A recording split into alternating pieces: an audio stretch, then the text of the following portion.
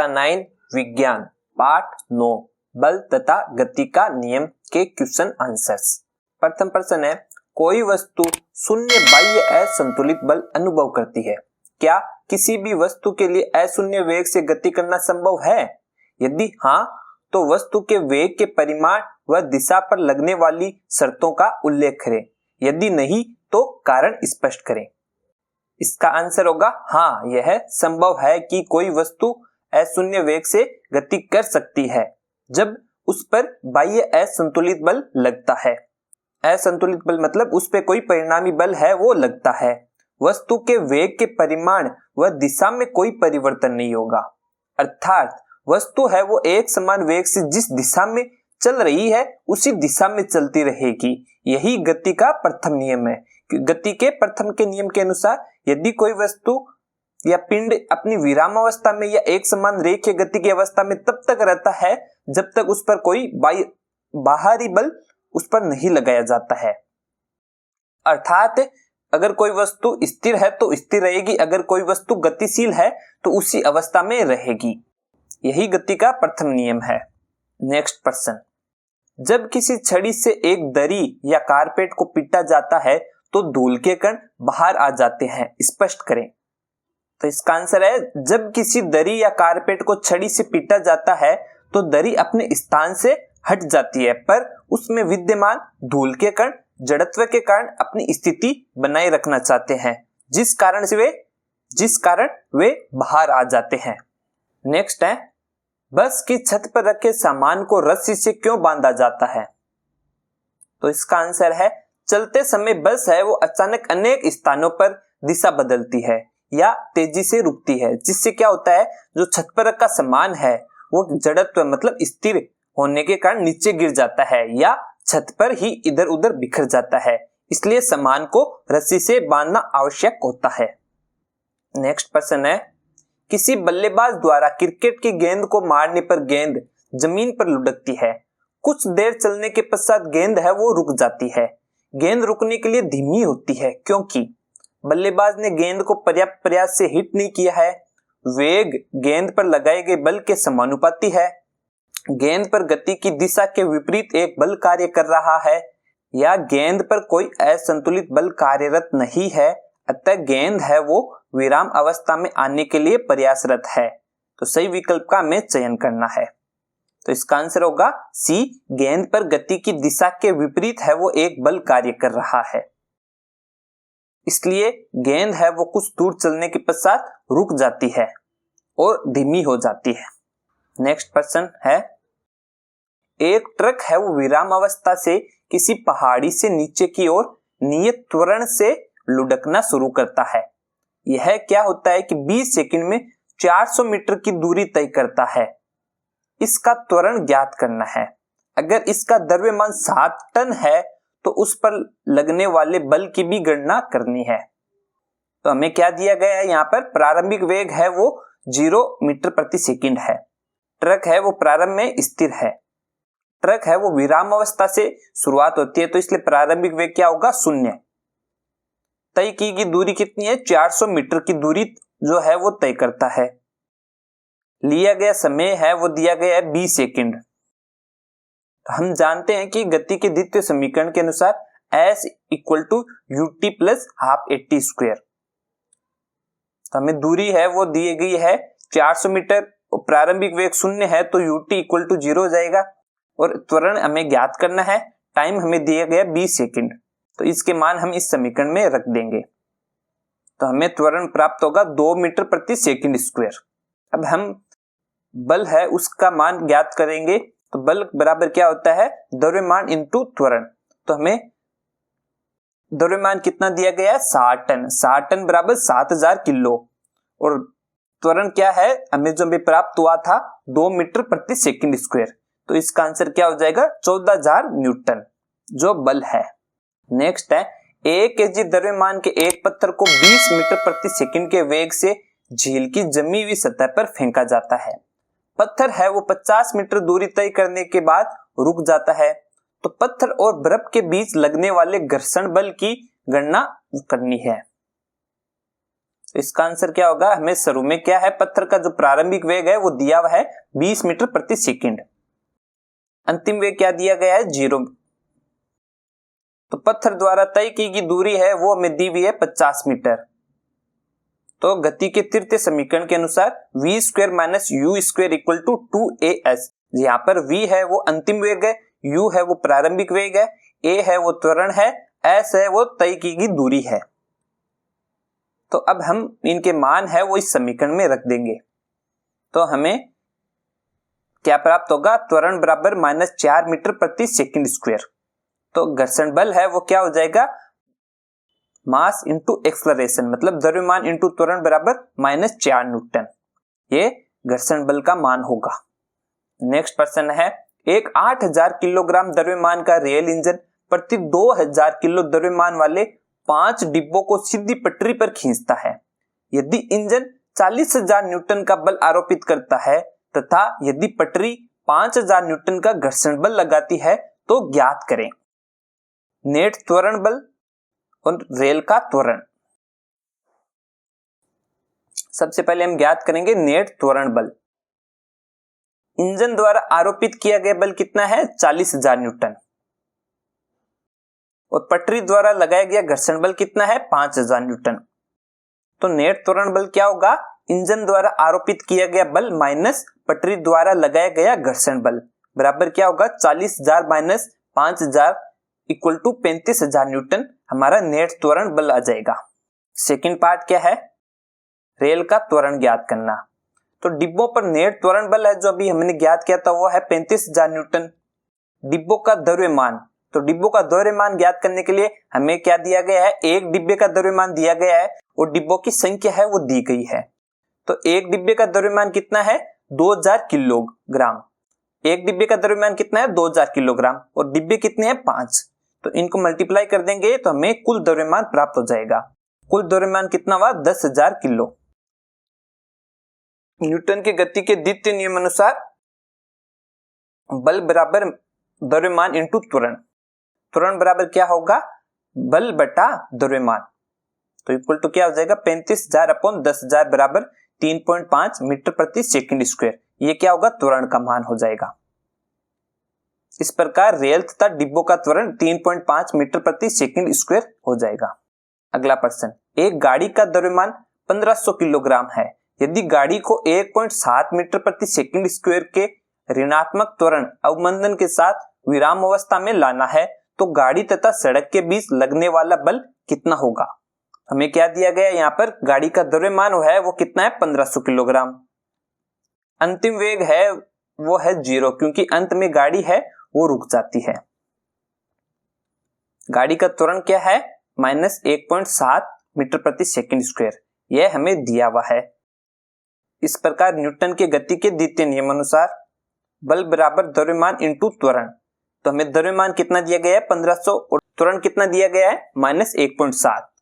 तो बल कितना हो जाएगा, -2550 न्यूटन। इसलिए गाड़ी के विपरीत दिशा में गाड़ी तथा सड़क के बीच लगने वाला जो बल है वो कितना हो जाएगा, -2550 न्यूटन। अगला प्रश्न, किसी m द्रव्यमान की वस्तु जिसका वेग v है का संवेग क्या होगा। mv का whole square, m dot v का होल स्क्वायर, या 1/2 mv स्क्वायर, या m इंटू v। या m क्या है, वो द्रव्यमान है, v है वो वेग है। हम जानते हैं संवेग क्या होता है, तो द्रव्यमान इंटू वेग क्या होता है, संवेग। इसका आंसर क्या होगा, d। नेक्स्ट प्रश्न है, हम एक लकड़ी के बक्से को 200 न्यूटन बल लगाकर उसे नियत वेग से फर्श पर धकेलते हैं तो बक्से पर लगने वाला घर्षण बल है वो क्या होगा। तो इसका उत्तर क्या होगा, चूंकि लकड़ी के बक्से को 200 न्यूटन बल लगाकर उसे नियत वेग से फर्श पर धकेलते हैं, इसलिए उस पर लगने वाला घर्षण बल भी कितना होगा, 200 न्यूटन ही होगा। नेक्स्ट प्रश्न है, दो वस्तुएं हैं, उनके प्रत्येक का द्रव्यमान 1.5 किलोग्राम है। एक ही सीधी रेखा में एक दूसरे के विपरीत दिशा में गति कर रहे हैं। टकराने के पहले प्रत्येक का वेग कितना दिया गया है, 2.5 मीटर प्रति सेकंड। टकराने के बाद यदि दोनों जो एक दूसरे से जुड़ जाती है तब उनका सम्मिलित वेग क्या होगा। तो या पहले हमें क्या दिया गया है, वस्तु का द्रव्यमान है वो m1 बराबर 1.5 किलोग्राम, द्वितीय वस्तु का द्रव्यमान भी 1.5 किलोग्राम है। टकराने से पहले द्रव्यमान m1 का वेग u1 है वो 2.5 मीटर प्रति सेकंड दिया गया है। टकराने के पहले विपरीत दिशा में गति कर रहे m2 का वेग u2 भी 2.5 मीटर प्रति सेकंड है। मान ले कि टकराने के बाद दोनों वस्तुओं का वेग क्या होगा, v। संवेग संरक्षण के नियम के द्वारा टकराने के बाद का संवेग इक्वल टू टकराने के पहले का संवेग। तो बाद का संवेग है वो क्या होगा, दोनों द्रव्यमान आपस में जुड़ जाएंगे, m1 plus m2v equal to m1 u1 plus m2 u2। अब हम m1 m2 और u1 u2 की वैल्यू रखकर सम्मिलित वेग का मान ज्ञात करेंगे। तो सम्मिलित वेग का मान क्या आएगा, 0 मीटर प्रति सेकंड, क्योंकि यहाँ पर गति है वो विपरीत दिशा में हो रही है और मास और वेग है वो दोनों के समान है, इसलिए इसका सम्मिलित वेग है वो क्या होगा, 0। नेक्स्ट प्रश्न, गति के तृतीय नियम के अनुसार जब हम किसी वस्तु को धक्का देते हैं तो वस्तु उतने ही बल के साथ हमें विपरीत दिशा में धक्का देती है। यदि वह वस्तु एक ट्रक के किनारे खड़ा है, संभवतः हमारे द्वारा बल आरोपित करने पर भी गतिशील नहीं हो पाएगा। एक विद्यार्थी इसे सही साबित करते हुए कहता है कि दोनों बल विपरीत व बराबर है जो एक दूसरे को निरस्त कर देते हैं। इस स्तर पर अपने विचार दें और बताएं कि ट्रक गतिशील क्यों नहीं हो पाता। तो इसका आंसर क्या होगा कि विद्यार्थी द्वारा यह साबित किया गया कि दोनों बल विपरीत व बराबर है जो एक दूसरे को निरस्त कर देते हैं। यह कथन बिल्कुल गलत है, क्योंकि दोनों बल दो भिन्न वस्तुओं पर आरोपित होते हैं, इसलिए एक दूसरे को निरस्त करने का प्रश्न नहीं उठता।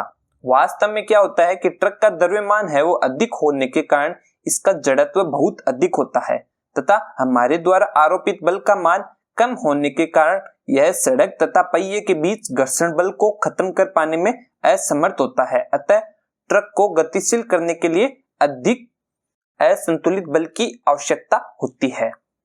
नेक्स्ट प्रश्न है, 200 ग्राम द्रव्यमान की एक हॉकी की गेंद 10 मीटर प्रति सेकंड से गति कर रही है।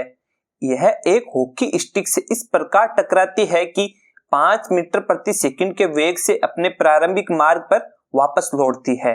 तो हॉकी स्टिक द्वारा आरोपित बल द्वारा हॉकी की गेंद में आए संवेग परिवर्तन के परिमाप का परिकलन कीजिए। तो हमें क्या दिया गया है, द्रव्यमान है वो 200 ग्राम है, तो हमें ऐसा यूनिट में चेंज करने के लिए इसमें 1000 का भाग दे देंगे। तो ये क्या आ जाएगा, 1/5 किलोग्राम। प्रारंभिक वेग दिया गया 10 मीटर प्रति सेकंड, अंतिम वेग दिया गया 5 मीटर प्रति सेकंड। संवेग में परिवर्तन क्या होगा, प्रारंभिक संवेग में परिवर्तन माइनस अंतिम संवेग में परिवर्तन equal to m equal to हमें क्या प्राप्त होगा, द्रव्यमान इंटू प्रारंभिक वेग प्लस अंतिम वेग। संवेग में परिवर्तन क्या होगा, 3 किलोग्राम मीटर प्रति सेकंड, यह संवेग में परिवर्तन होगा। नेक्स्ट प्रश्न है, 10 ग्राम द्रव्यमान की एक गोली सीधी रेखा में 150 मीटर प्रति सेकंड के वेग से चलकर एक लकड़ी के गुटके से टकराती है और 0.03 सेकंड के बाद रुक जाती है। तो गोली है वो लकड़ी को कितनी दूरी तक भेदेगी। लकड़ी के गुटके द्वारा गोली पर लगाए गए बल का परिमाण की गणना कीजिए। तो इसका आंसर क्या होगा, गोली का हमें प्रारंभिक वेग है वो दिया गया है 150 मीटर प्रति सेकंड, अंतिम वेग है वो क्या होगा, 0। विराम अवस्था से आने में लगा समय है वो कितना दिया गया, 0.03 सेकंड। तो गति के पहले समीकरण के अनुसार v equal to u plus 80। तो गोली का त्वरण क्या हो जाएगा, अंतिम वेग है वो 0 है और प्रारंभिक 150 है प्लस a इंटू समय है 0.03 सेकंड। तो में त्वरण क्या प्राप्त होगा, -5000 मीटर प्रति सेकंड स्क्वायर। ऋणात्मक चिन्ह न्याय दर्शा रहा है कि वेग की दर है वो घट रही है। अब गति के तृतीय समीकरण के अनुसार v square minus u square equal to 2as। गति के तृतीय समीकरण के अनुसार v square minus u square equal to 2as। इस प्रकार हमें तय की गई दूरी है वो प्राप्त हो जाएगी 2.25 मीटर। न्यूटन के गति के दूसरे नियम के अनुसार बल बराबर द्रव्यमान इंटू त्वरण। तो हमें द्रव्यमान का मान दिया गया 0.01 किलोग्राम और त्वरण है वो -5000 मीटर प्रति सेकंड स्क्वायर है, तो बल का मान क्या होगा -50 न्यूटन। इस प्रकार लकड़ी के गुटके द्वारा गोली पर लगाए गए बल का परिमाण क्या होगा 50 न्यूटन। अगला प्रश्न है, एक वस्तु जिसका द्रव्यमान 1 किलोग्राम है 10 मीटर प्रति सेकंड की वेग से एक सीधी रेखा में चलते हुए विराम अवस्था में रखे 5 किलोग्राम द्रव्यमान के एक लकड़ी के गुटके से टकराती है। उसके बाद क्या होता है कि दोनों साथ साथ उसी सीधी रेखा में गति करते हैं। संघट्ट के पहले तथा बाद में कुल संवेगों की गणना करें। आपस में जुड़े हुए संयोजन के वेग की भी गणना करें। तो इसका आंसर क्या होगा, हमें दिया क्या गया है, वस्तु का द्रव्यमान 1 किलोग्राम, टकराने से पहले वस्तु का वेग है वो 10 मीटर प्रति सेकंड है, लकड़ी के गुटके का द्रव्यमान 5 किलोग्राम है, टकराने से पहले गुटके का वेग है वो 0 मीटर प्रति सेकंड है। तो टकराने से पहले कुल संवेग है उसका मान क्या होगा m1u1 प्लस m2u2। तो इनका मान रखने से हमें पहले इसका संवेग है वो 10 मीटर प्रति सेकंड प्राप्त होगा। अब यह दिया गया है कि संघट्ट के बाद वस्तु तथा लकड़ी के गुटके आपस में जुड़ जाते हैं। तो संयोजित वस्तुओं का कुल द्रव्यमान क्या होगा m1 प्लस m2, वेग होगा उनका v। तो संवेग संरक्षण के नियम के अनुसार टकराने से पहले कुल संवेग तथा संघट्ट के बाद कुल संवेग, तो इनका मान है हम रख देंगे तो हमें क्या प्राप्त होगा m1u1 plus m2u2 equal to m1 plus m2v। m1 का मान है 1, u1 का मान है 10, m2 का मान है 5 और u2 का मान है 0 equal to m1 plus m2v। तो v की वैल्यू में क्या प्राप्त होगी 10/6, 5/3 इक्वल टू 1.67 मीटर प्रति सेकंड। तो संघट्ट के बाद का कुल संवेग m1 plus m2 into v। तो m1 प्लस m2 कितना है 6 इंटू वेग का मान है 5/3, तो इसका आंसर होगा 10 kg मीटर प्रति सेकंड। तो टकराने से पहले तथा बाद में कुल संवेग है वो दोनों समान है, वो है 10। इस प्रकार आपस में जुड़े हुए संयोजन का वेग 5/3 मीटर प्रति सेकंड है। नेक्स्ट प्रश्न, 100 किलोग्राम द्रव्यमान की एक वस्तु का वेग समान त्वरण से चलते हुए 6 सेकंड में 5 मीटर प्रति सेकंड से 8 मीटर प्रति सेकंड हो जाता है। वस्तु के पहले और बाद में संवेगों की गणना करें। उस बल के परिमाण की भी गणना करें जो उस वस्तु पर आरोपित है। तो वस्तु का प्रारंभिक वेग है वो कितना है 5 मीटर प्रति सेकंड। वस्तु का अंतिम वेग कितना है 8 मीटर प्रति सेकंड। वस्तु का द्रव्यमान है वो कितना है 100 किलोग्राम। वस्तु द्वारा त्वरण में लिया गया समय कितना दिया गया है 6 सेकंड।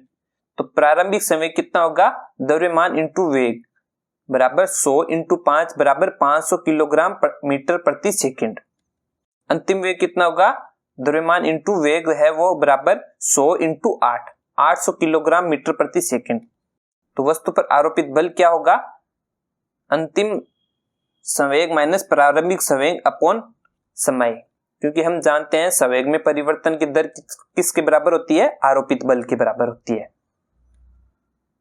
तो इसका आंसर होगा 800 माइनस 500/6 बराबर 300/6 बराबर 50 न्यूटन। तो आरोपित बल का मान कितना होगा 50 न्यूटन।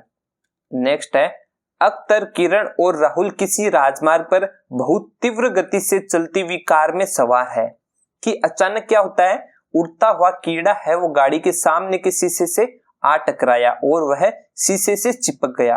अख्तर और किरण इस स्थिति पर विवाद करते हैं।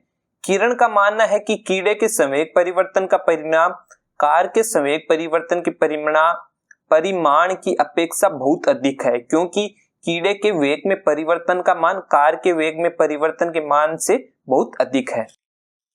अख्तर ने कहा कि कार का वेग बहुत अधिक था, अतः कार ने कीड़े पर बहुत अधिक बल लगाया जिसके कारण कीड़े की मौत हो गई। राहुल ने एक नया तर्क दिया। क्या कहा कि कार तथा कीड़ा दोनों पर समान बल लगा और दोनों में संवेग में बराबर परिवर्तन हुआ।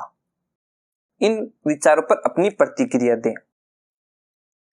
तो इसका उत्तर में है कि राहुल का तर्क है वो सही है, क्योंकि दोनों पर समान बल लगेगा, क्योंकि क्रिया तथा प्रतिक्रिया समान परंतु विपरीत दिशा में क्रियाशील होते हैं। साथ ही संवेग में परिवर्तन का परिमाण भी समान ही रहता है।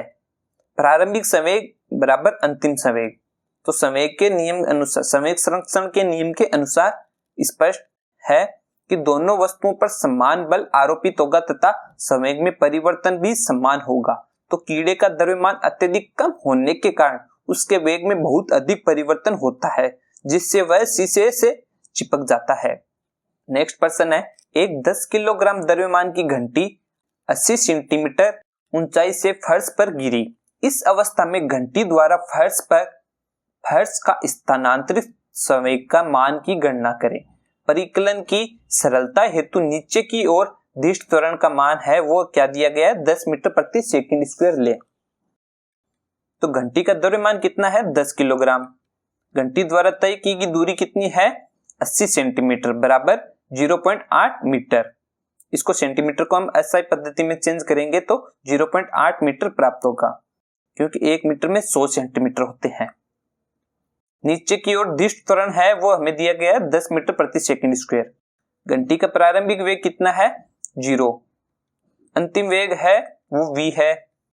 तो गति के तृतीय नियम समीकरण के अनुसार v square minus u square equal to 2as।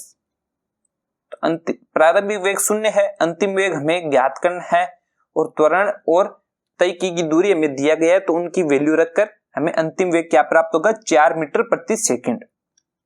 तो फर्श पर गिरते समय घंटी द्वारा स्थानांतरित संवेग का मान क्या होगा, द्रव्यमान इंटू वेग इक्वल टू 10 इंटू 4 बराबर 40 kg मीटर प्रति सेकंड।